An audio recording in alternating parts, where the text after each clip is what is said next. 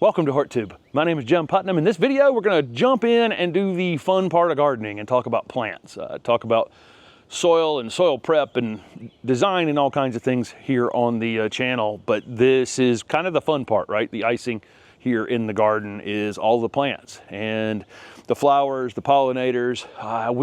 I've called this clown college design for a few years, where we just throw a lot of color at this, and you'll see that over the series of videos if you're following along with it. But we're going to jump in, just divide it into pieces, and talk about the fun part about gardening, which is the plants. There are a lot of salvia in the garden here in Raleigh, and I mean truly a lot of salvia that you'll see in videos. This skyscraper series is amongst the best of them. This is skyscraper pink. As you can see, the flowers are pink. The calyxes are have a pinkish hue to them before they fade a bit. The calyx is the part of the flower where what we consider the flower is attached in the back. That would be the place where that seed would form behind it later on. You can see how nice the foliage is on this plant. If this was a non-flowering plant, it would still be a pretty plant here in the garden. The stems are really have interesting coloration, and we'll see that in the other ones of these that are in the garden. There are lots of annual vinca that are planted, and we'll go through some of the varieties in just a minute on the vinca. This is a yucca called Nice and Easy. It's not any availability on it yet, but you'll see over the next year or two, this one's going to be extremely popular. It's soft to the touch, turns pink in the winter time. We're in zone 8A. We're right on the edge of where these are going to be hardy, but really nice looking variegated yucca that, again, in the winter time, we had them in the ground here and they were a pink color. And in fact, most of the spring, it wasn't until it got really, really hot that more striking variegation showed up in it. I actually liked that pink hue that the center of the leaves had. That was really interesting. There's a hydrangea paniculata behind it, and this one's called Moon Dance. This one's in the Southern Living Plant Collection. The two that are in the Southern Living Plant Collection that we have are actually we have three that you'll see in this series of videos. But White Wedding we'll see probably in the next video or the third video, whatever it is. This one's called Moon Dance. Look how compact this thing is. Look how the flowers are up big and tall. They haven't fully filled out yet. They'll end up being about this big. This one does have the flower parts on it, so the pollinators are all over it. I noticed earlier there's actually a honeybee on the back of this one right now. But I like this plant because it's so rigidly upright. We cut it down to the ground, which you can do with hydrangea paniculatas in the wintertime because they bloom on new growth. It's still got the green in it, but it's heading toward white. I think we're probably another 2 weeks away from it being kind of peak color, and there's a few more coming on it as well. By the end of the season, it'll probably be about this high. And again, I can just basically cut it back to the ground again every winter because this is about where I want it flowering each and every year. If I don't cut it, it has to bloom on new growth. So if it's here, it's going to have to get taller to bloom, right? So, that's kind of the control. I figure this thing will grow about 4 feet a year in order to bloom. So if I cut it down that far, it'll come back to about 4.5 feet, something like that. Behind me are a couple of boxwoods. We have several boxwood varieties in the garden. This one's called Baby Jim. It's a Southern Living Plant Collection one. Really great plant. We just put them here up against the fence just as a something to kind of settle the eye, right? This Calicarpa, we'll talk about in a minute, goes dormant in the wintertime. The Moon Dance hydrangea does. Some of the perennials that we'll talk about in a minute here, a lot of this goes dormant, right? So it's good to have something in this bed that kind of keeps, kind of is the placeholder, during the winter time where, something is evergreen here in the garden. As you can see from the drone view, this is a little block here in the front garden that we're talking about this morning. It has a lot of plants in it. This, again, we call clown college design because there's so much color thrown into what is a small space. But we have a tremendous amount of bees here. We had an open garden this season with 800 people came, and I was kind of warning folks before they got here that when I say there's a lot of bees, there's truly a lot of bees, and mostly native bees out here as well. This little strip through the middle had been annuals for the last 3 years, and this year we divided The middle section now has some perennials in it that will come back every year. So we just have annuals here and a few annuals back here behind me. And there's a dwarf redbud back there that we'll talk about when we make it our way around the bed. The vinca that's in front of me is called Titan Blush. And you can see how it's just absolutely exploded. Virtually everything in this garden is for pollinators. But I would say the exception to that, you know, is this vinca. The vinca is really for us. It's probably one of the more colorful, brighter things out here in the garden. But we get very few visits from actual pollinators on them. You might get the occasional butterfly, you know, coming around, or moth coming around to them. But for the most part, it's the other things that are around it that the pollinators are actually coming to. Some of the perennials here in the middle, there's this beautiful Black Knight Scabiosa. This flower is so beautiful. It's laid over here on our vinca, so we need to get it propped up. Beautiful plant. You can see that bumblebee coming in to try to land on it while I was kind of in his way right there. There's a Rocky Mountain Blue penstemon back here that has, I think it'll be next year before it's really showing off. There's an agastache that's back, that's planted into the perennial border as well. There are a couple annual salvias that actually came back from seed in this area. That agastache, I think, is called Lavender Martini right here. Sometimes we have agastache that are perennials here in the garden, but we've found that a lot of the newer ones are not. They're really great, probably more floriferous, more colorful, more full, more compact than old varieties of agastache, but seem to be have less overall perennial hardiness. That's what I would throw out into the world, is if you're buying some of these new agastaches that are so colorful, you may be treating them potentially as annuals. There's a few misty salvia. That's another named salvia that this one we bought as plants, as small plants, and they're worth buying because they just absolutely explode. A lot of this other stuff, these perennials that I'm standing in, were started from seed. A lot of the vinca started from seed. You'll see a lot of the things we're going to talk about in these videos. I mean, one of the themes of this channel is how to save money in gardening. But there are a few things out there that are definitely worth buying. This misty salvia, there's Holly walking right through the camera. But this misty salvia is definitely one of those. And we have a few variations of this in some other beds that we'll show off. This one just requires no maintenance. We could cut it if we needed to, but it just seems to almost be self-cleaning, where one of these flower spikes will just kind of fade and then they branch and then another one comes, and you just don't really have to think about them all season. But those native pollinators never quit on them. There are lots of ground covers in this garden, and some of them are newer planted, some of them have been around for a little while longer. You'll see that as this unfolds. This is a creeping thyme, which doesn't look like much now, but it was smaller than that when it was planted, and it's taken over a little bit of space, and over the next few years it'll take over this space, maybe fill in between these rocks just a bit here in the front garden. It's just a space where you're gonna hopefully limit a few weeds and not have to use as much mulch over time. It's also something that the rabbits won't eat. The deer wouldn't eat as well. That's one of the benefits of using herbs as ground covers. A little further up the path, you see all that beautiful vinca, and then we have this blue spruce sedum, and this is one issue we have in the garden right now. And after all this tour is over, we're going to do some cutting on some things, and so I either have to prop this salvia up, or I have to cut it back, one or the other, because we've got a few things eating some things. We're going to see a couple more things in this bed. This bed in particular, everything has been so vigorous over the last few months that it's time to give a few things some tough love, and we'll talk about that as we go. But we don't want a temporary salvia hurting a permanent ground cover like that. So that's one of the things you got to weigh is, some of these temporary plants can be so aggressive in the garden that they end up causing problems in the future.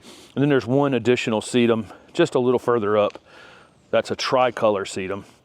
is very newly planted. But again, another little pocket here in the bed where, you know, if I can get that thing to fill in around there, it's just a handful of mulch that I don't have to use in the future. This garden is kind of defined by drifts of one. You know, lots of one-of-a-kind plants are in this garden. We're definitely plant collectors. If you followed along with the channel, you definitely know that. But there are a few things in the garden where we have 3 or 5 of, and there are a couple examples of that in this space.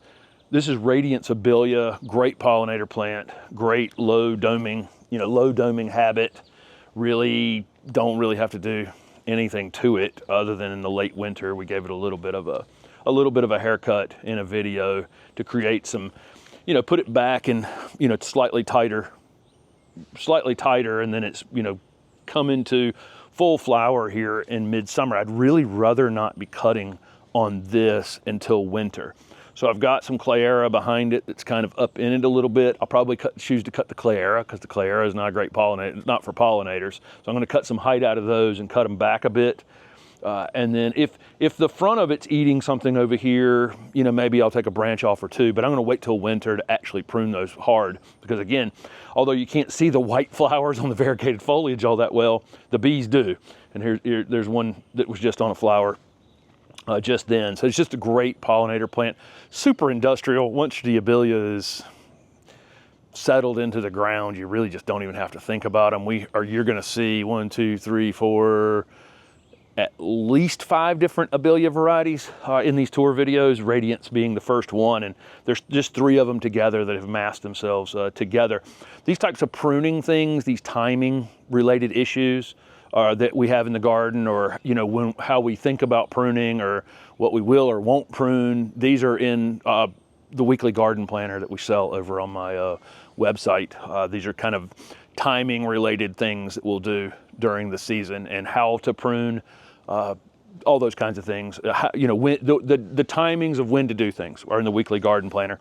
This Garden Jewels series of Gerber daisies that Southern Living Plant Collection has are just fantastic. This is the Garden Jewels Orange, although I'm slightly suspicious of this one that's in the front right there. It's a slightly different color for some reason.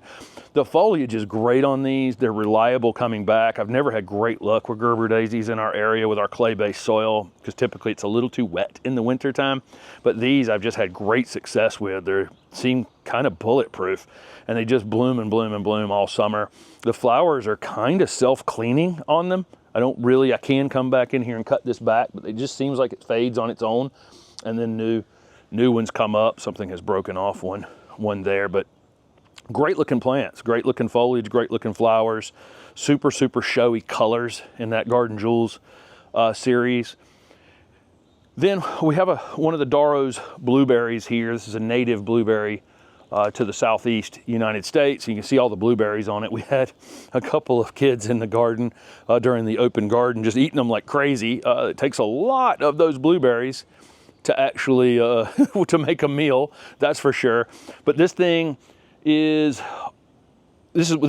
particular selection's called Rose's Blush, and there's a few selections of Darrow's blueberries out on the market. This one is called Rose's Blush because it turns this blush pink color in the early part, when the new growth is coming out in the early part of the season, and then it kind of matures to this blue color. This is a great 4-season plant. It flowers, you know, it's a native blueberry to the southeast. It flowers, pollinators love it. Summertime, and it leaves out with that kind of pinkish hue to it, which becomes this blue foliage during the summertime with the fruit on it. Then in the fall, it has good fall color, and then in the winter, it has exfoliating bark and really interesting kind of gnarly bark, especially as it ages. This one will need a little bit of size control in the future where it's sitting right there, but it was amongst the top plants for people visiting the garden because it's always interesting. You could visit the garden 4 times a year and see basically that thing doing 4 different things, and each of those times it's super, super interesting. Not as cold hardy. Most blueberries are cold hardy to Canada. This is a southeastern native blueberry, so you know, we're in zone 8A here in Raleigh, and this is about the northernmost extent of this particular plant. There are, again, continuing with this vinca theme, here in the garden. Again, they're not the best things for pollinators, but they certainly lure you into the garden, and maybe those colors are helping draw in the pollinators ultimately. This is tattoo blueberry. This one is cascade apricot, something like Cora. No. This one's Pacific Punch. I remember now. This is Pacifica Punch. This is the that Cora cascade apricot.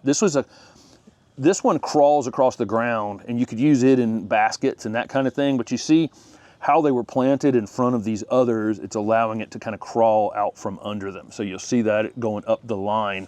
That this one, this Cora cascade apricot, kind of climbs out from underneath the others, and the tattoo blueberry and the Pacifica Punch get quite a bit taller than that. So that combo looks pretty good, and it keeps them full to the ground. You know, it has that appearance of being full completely to the ground. These don't require any maintenance. We don't have to do any pruning. They're self-cleaning and super, super easy. I would not have said that about Vinca 10, 15 years ago.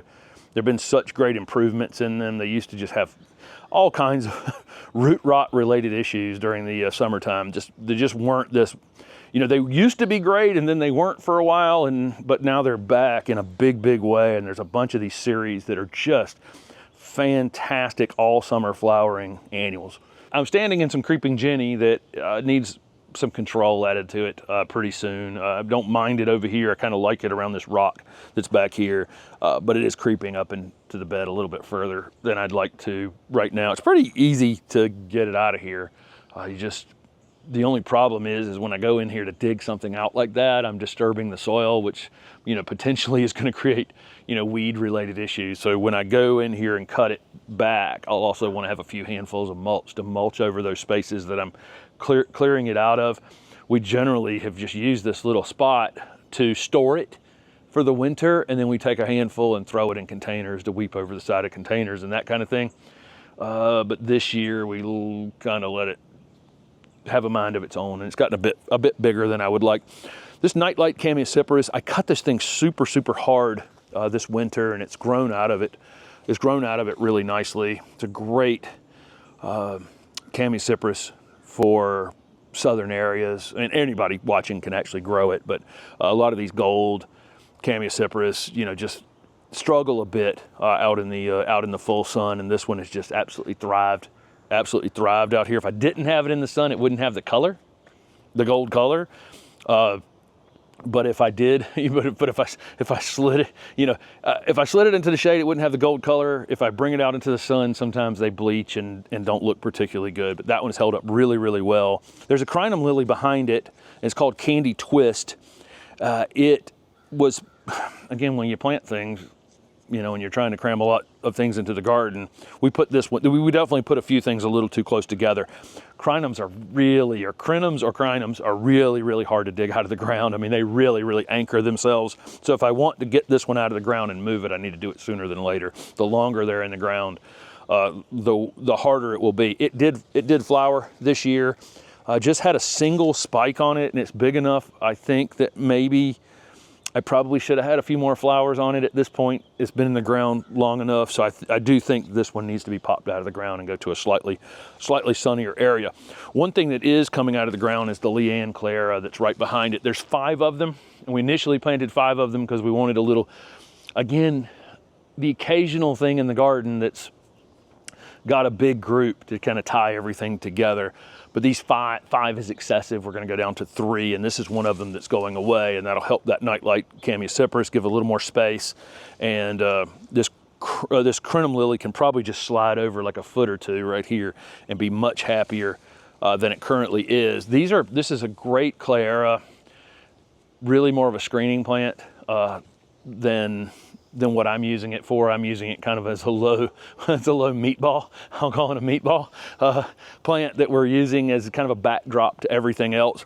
But by pruning this thing, all the new growth on it has this kind of bronzy color to it. You can see that. So every single time I shear the top of this thing off, it flushes back out with this beautiful color on the new growth. So I really love this Leanne Clara, and it can be kept, again, 3 feet tall or allowed to get 12 feet tall. You know, that's kind of up to you. It has this shiny foliage. It's evergreen, really kind of a bulletproof plant. We have several other Clara that you'll see here in the garden. And, you know, we see a lot of Clara planted out in the world, but there's so many new named ones that are really, really great that I'm surprised there aren't more of them, honestly, in gardens around the area. But this one's called Leanne. There's a dwarf Hinoki Cypress. Again, dwarf in conifers just means slow growing.